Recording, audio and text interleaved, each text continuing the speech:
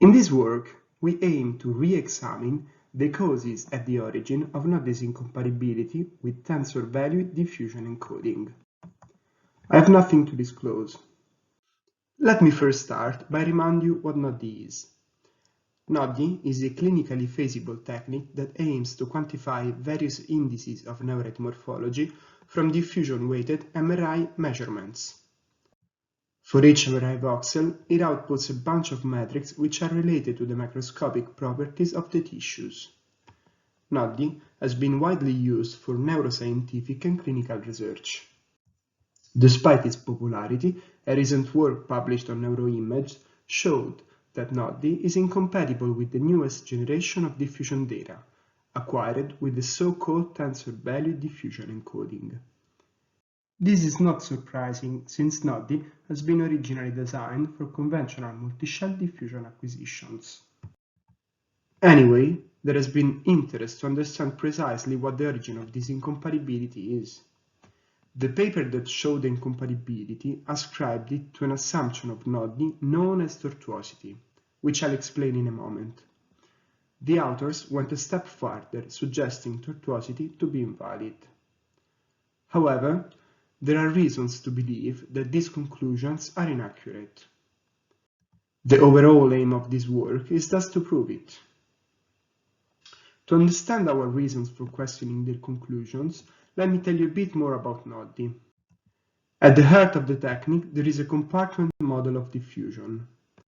The model assumes the signal from any imaging voxel as originating from three non-exchanging sources, organized in a hierarchical fashion: the intraneurite, the extraneurite, and the free water compartments. The diffusion properties of each compartment are modeled by a set of diffusion tensors. The relative contribution of each compartment to the signal, as well as the diffusion tensors, are defined by a set of parameters, which are the output of the model. For a robust parameter estimation, NODDI must rely on some a priori assumptions. Among these, the intraneurite diffusivity is fixed to the value of 1.7 squared micrometers per millisecond. The equal axial diffusivity sets the extraneurite axial diffusivity equal to the intraneurite diffusivity. Lastly, the tortuosity assumes the radial diffusivity of the extraneurite space proportional to the intraneurite compartment fraction. I will now try to clarify what do we mean when we say that NODDI is incompatible with tensor-valued diffusion encoding. When the model is fitted to conventional data, both in white and gray matter, you can see that NODDI does a pretty good job, although not perfect in gray matter. Now, the purple diamonds represent data acquired with tensor-valued encoding. If we use the output of the fit to predict this data, as you can see, the predictions fail. This is also true if we fit NODDI directly to both datasets. As I said, tortuosity has been charged as the main cause of the incompatibility.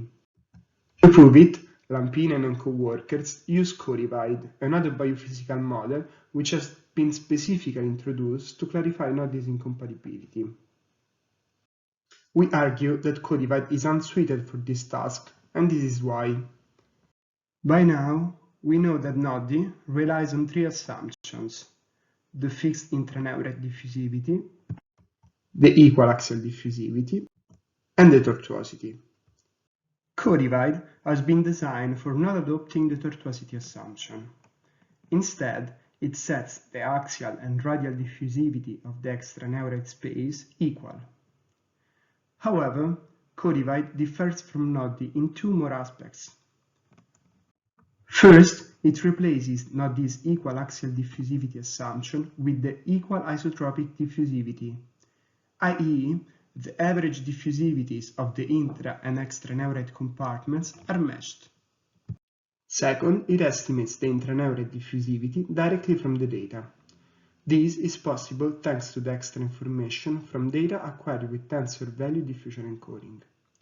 And that's why the analysis based on co-divide cannot be used to draw a firm conclusion on the role of tortuosity. So the first aim of this work is to design an experiment that can determine definitely whether tortuosity is the cause of the incompatibility. To do so, we thought to check how co-divides fitting performances modify if the tortuosity assumption is adopted. We thus construct NODDI ISO, which is identical to co-divide apart from adopting tortuosity.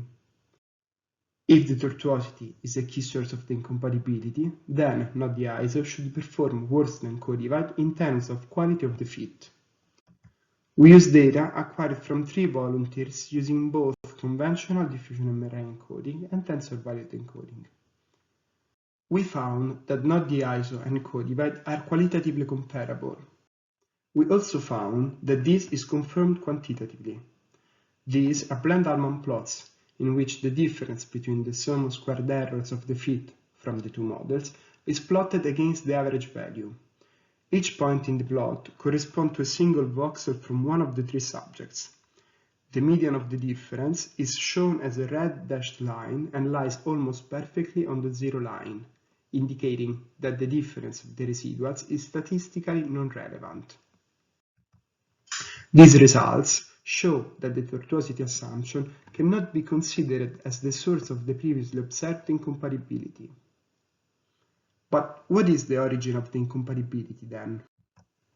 The second aim of this work is to answer this question.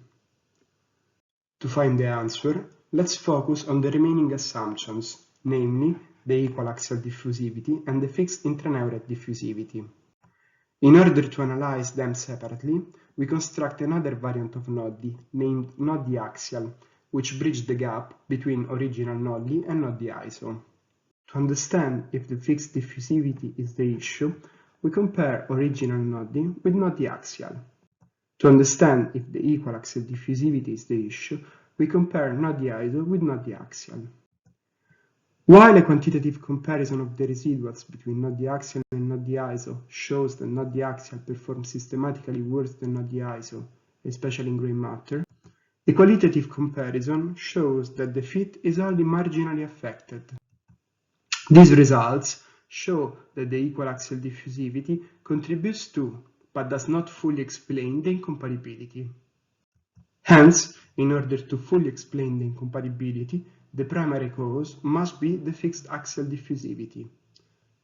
To conclude, we showed that the tortuosity assumption cannot be considered as the source of the previously observed incompatibility.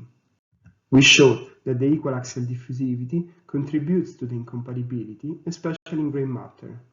The fixed axial diffusivity is the main source of the incompatibility. These results are not intended as a validation of the tortuosity assumption itself. Biological accuracy should be pursued through independent validation, such as histology.